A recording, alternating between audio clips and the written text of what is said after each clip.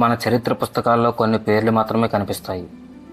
కానీ భారత స్వతంత్ర పోరాటం అనేది కొంతమంది ప్రసిద్ధ నాయకుల వల్లనే గెలిచింది కాదు. అడవిలో పోరాడిన వాళ్ళు ఉన్నారు, పల్లెటూరుల్లో బ్రిటిష్ని ఎదిరించిన వారు ఉన్నారు, చెరసాలలో నరకం అనుభవించిన వాళ్ళు కూడా ఉన్నారు. కానీ వాళ్ళ కథలు మాత్రం మనం కాలంతో పాటు మర్చిపోయాం. ఈరోజు మనం అలాంటి ముగ్గురు వీరుల గురించి తెలుసుకోబోతున్నాం. ఒక స్టూడెంట్, ఒక రైతు మరియు బ్రిటిష్ అధికారం ముందు తలవంచని ఒక యోధుడు.